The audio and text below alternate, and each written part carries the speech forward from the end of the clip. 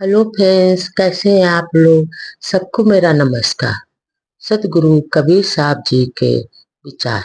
हो दारी के ले देव तो ही गारी, तय समझी सुपंथ विचारी।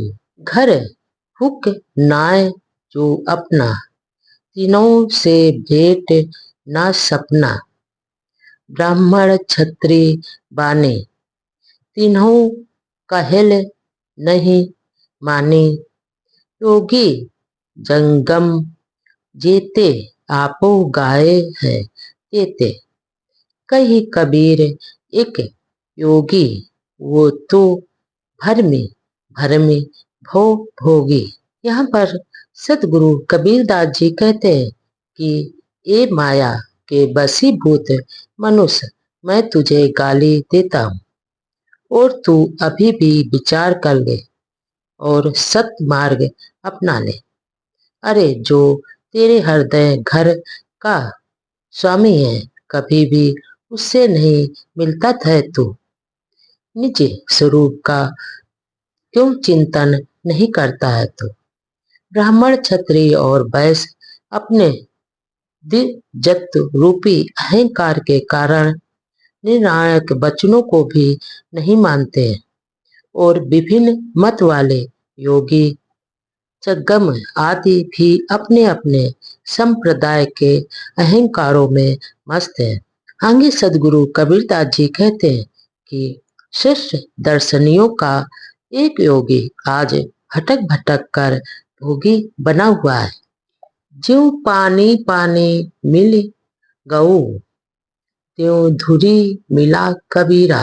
जो मैथिल को साचा व्यास, तो हर मरण होए मगे हर पास।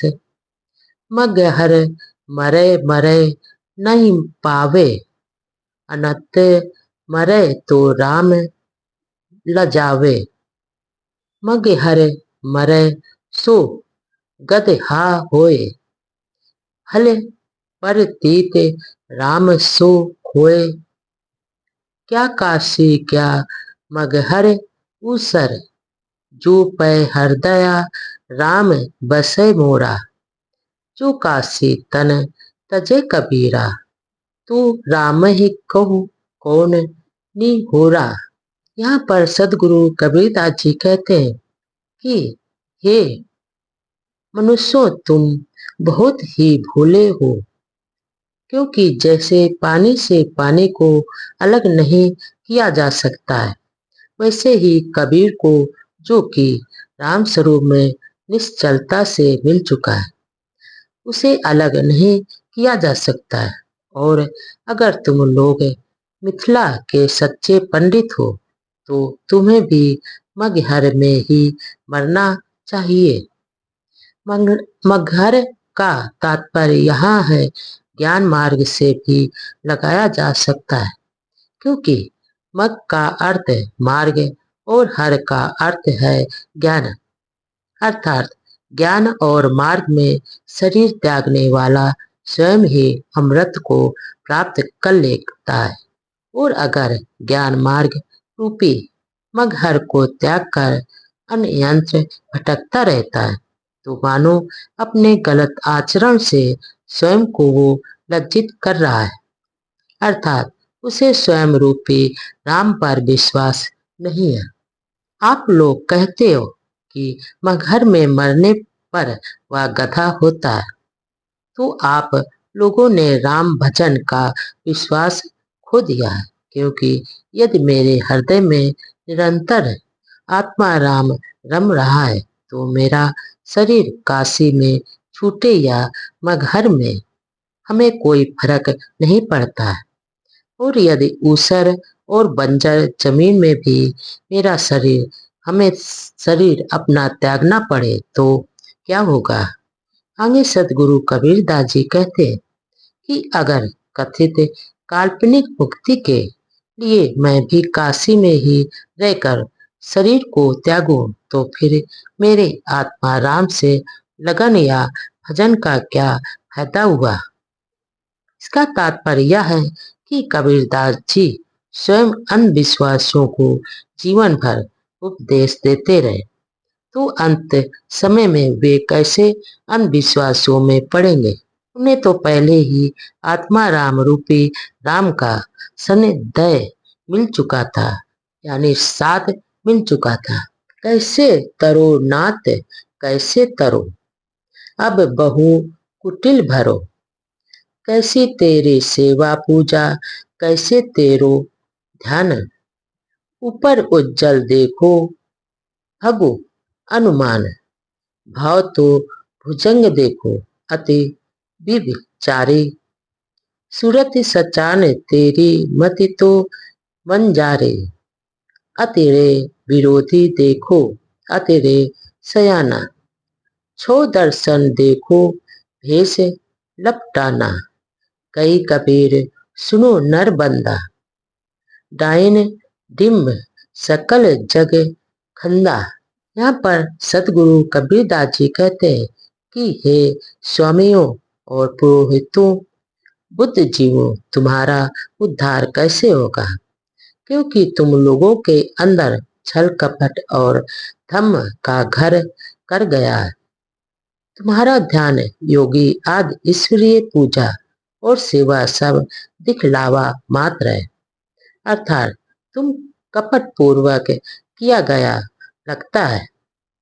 तुम लोग बगुला भगत हो, यानी ऊपर से सफेद और अंदर से चालाकी यानी काला ही काला भरिया है। तुम्हारा अंतर्मन सांप के जहर के समान ही विषैला है और अत्यंत विचारहीन होकर कुकर्म में लिपटे हुए हो। यही नहीं, तुम्हारा मनोभाव बाज पक्षी की तरह घातक और बुद्धि बिल्ली की भांति हिंसक है, और तुम्हारे श्रेष्ठ दर्शनों में भी घोर विरोध दिखाई देता है।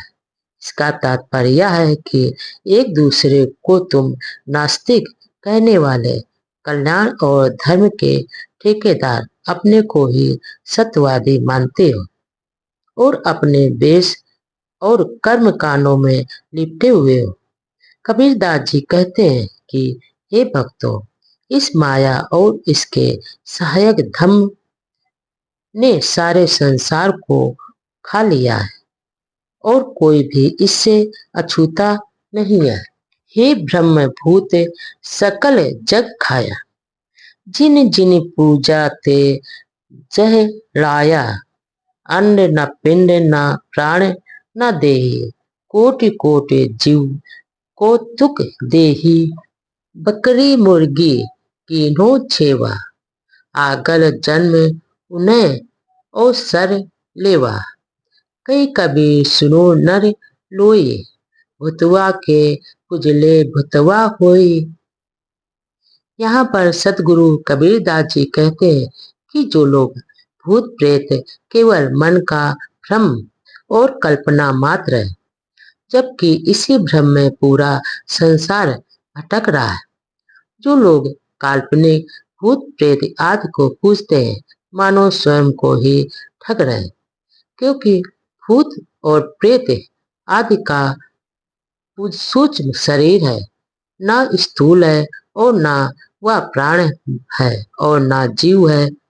ये केवल कल्पना मात्र है और अज्ञानतावश करोड़ों लोग इनके भ्रम में पड़कर सिर हमेशा पटकते रहते हैं और भूत प्रेत आदि के भ्रम में पड़कर बकरी और मुर्गी आदि निरीह जानवरों की हत्या करना पाप करते हैं, और जो हत्या करते हैं उन्हें इसका प्रायश्चित अगले जन्म में भोगना पड़ेगा।